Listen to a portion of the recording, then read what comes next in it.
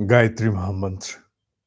With your back straight, both hands upon your laps, left beneath the right.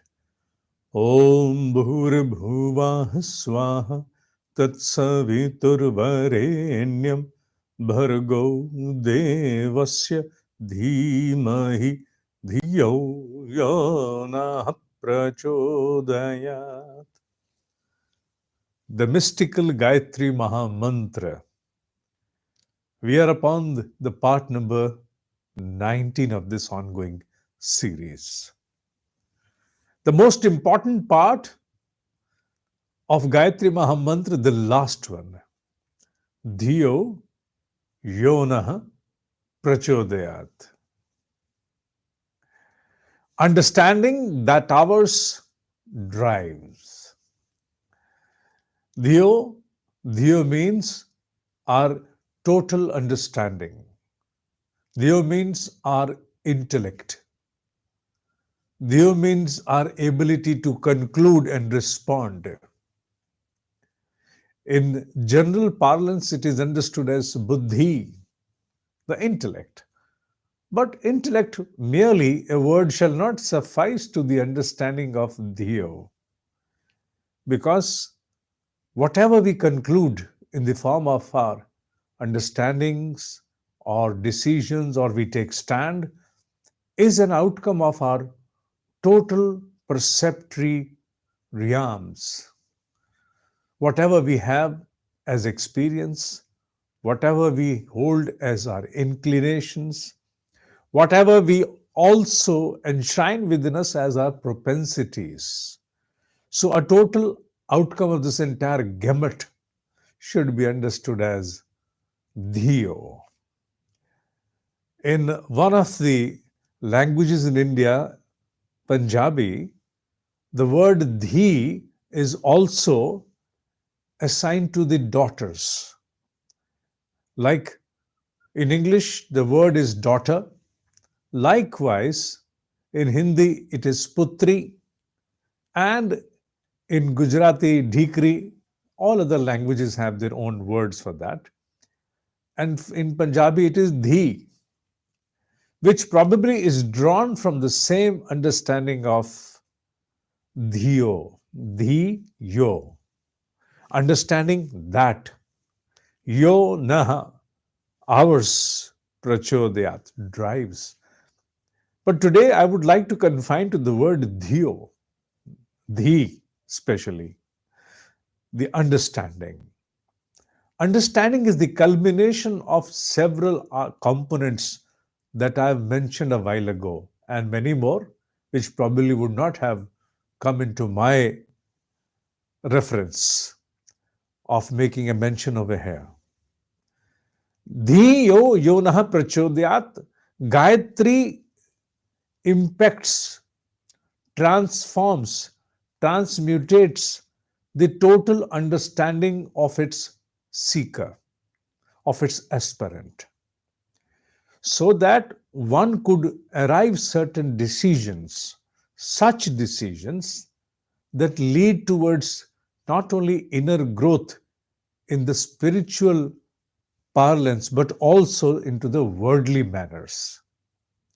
So that is why Gayatri is also termed as Kamdhenu, a cow, a holy divine cow, a celestial cow that can enable one cherish any seeking.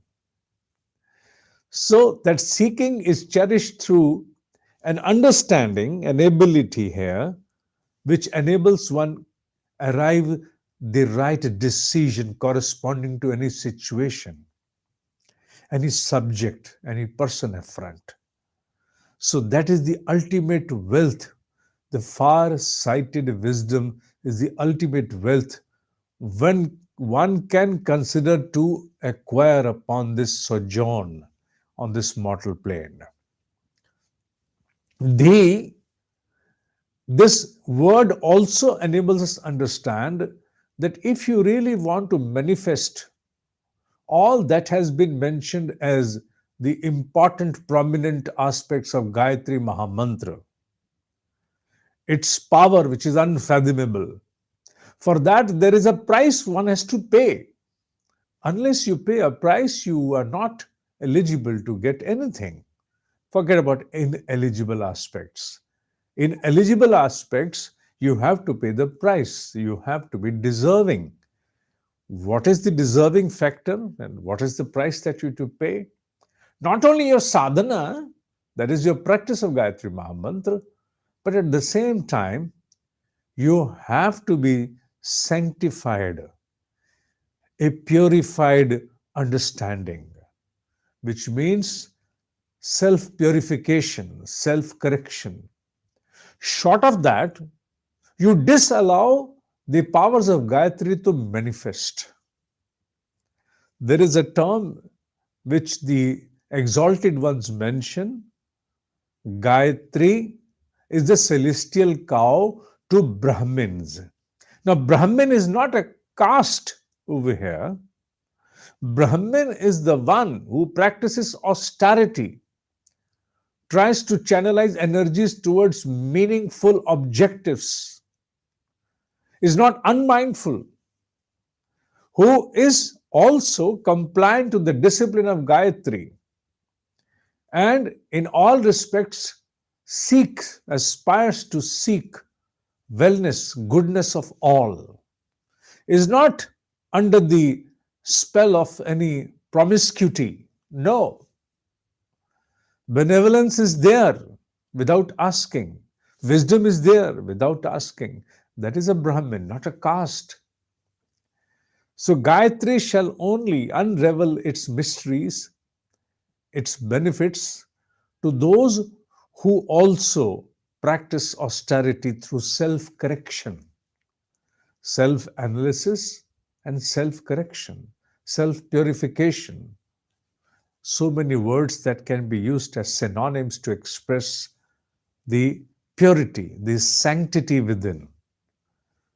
The Gayatri is a wealth, Gayatri is a power, Gayatri is abundance. But to whom? Those who have, by their own efforts, rigorously engaged relentlessly to sanctify their own inner self, to purify their own inner self. Not the true self. True self is always pure. But the inner self, where we have the layerings of different understandings that we gather, not only in this life, but also from the lives that we have already lived so far, the unknown aspects that construct our propensities. So, unless you're able to purify your own inner self, Gayatri shall not unravel. My great exalted master used to mention, people come to me and keep complaining. I have been observing Gayatri as a practice for the past 1 year or 2 years. I have been observing so many mantras per day, every day, and yet I am not able to cite any change, anything manifesting, anything which I could say I've cherished through Gayatri. What is the reason for that? And my master used to say that if there is a bowl which is contaminated, unclean, and you pour pure milk into that, do you expect the milk to retain its property, its purity? No. The contaminated bowl, one with the stains of maybe something which is sour, lime, anything of that kind, is going to spoil the milk. And you are the beholder of Gayatri. And if you are a bowl of that kind, if you are a utensil of that kind, then you can well imagine what is going to happen. So it is necessary that you clean yourself. You clean yourself from all those stains which otherwise contaminate even the incoming divine effulgence. Don't do that. Before you ask for anything out of Gayatri, before you complain that nothing is coming out as an outcome, you're not able to cherish, be the deserving one. And that deserving one has to be at the end of our understandings or intellect. whatever you may like to term it as. The There is a great work which has to be done, lot work has to be done at the end of our dhi. Short of that self correction, nothing is going to manifest, nothing shall surface. Keep on repeating it mechanically, keep on gratifying yourself that I have accomplished by the repetition of the mantra for so many times. No. Irrespective of the fact that your mind has arrived at stillness or not, you are able to retain your focus for some period of time or not, irrespective of that. This self correction by itself is a siddhi, is an exalted state that enables one invoke much from the divine realms. And the importance must be given. We are on Dhyo. We have not deflected from this term even for a second.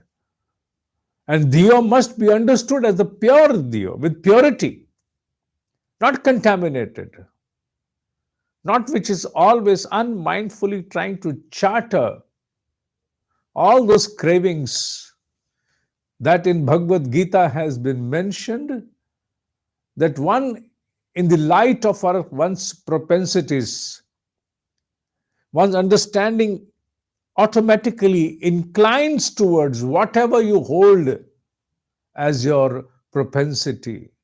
And then your sensorial drivers drag you along with and disallow you to retain a focus, a stillness within.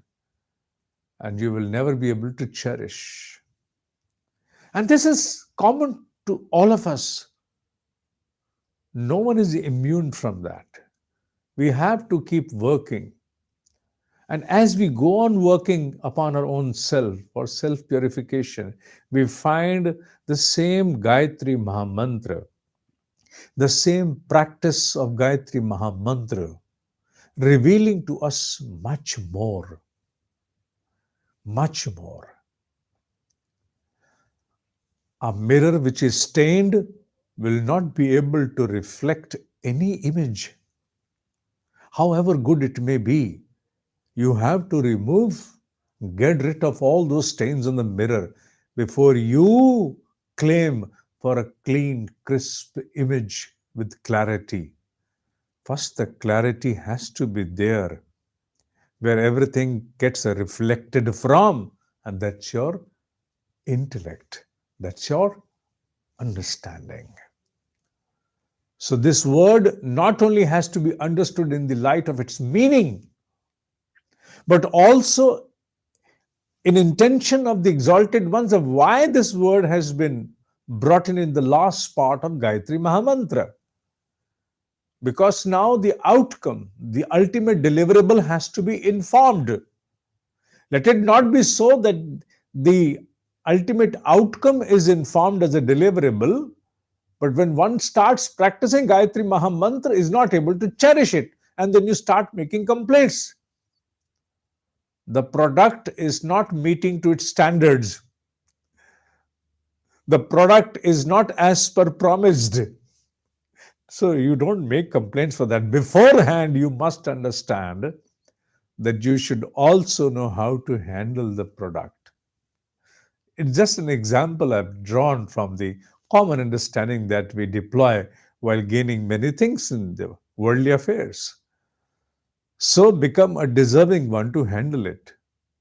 And short of that, you will go on complaining, retaining your practice and complaining along with. No. Simultaneously work upon yourself, and which is not a one-day job. Cleaning ourselves, our self-purification, self-correction is not a one-day job. It is an ongoing process. And we do not relinquish ourselves from anything just with the wick of an eye. No. Any holdings that we experience as our shortfalls, shortcomings, inner holding, they loosen their grips gradually. As we work through measures of austerity, they loosen their grips. And then a moment arrives, maybe after many years, that we are relieved of that holding, inner holding, which was trying to stall our growth, our inner evolution, our true experiences of the powers of Gayatri.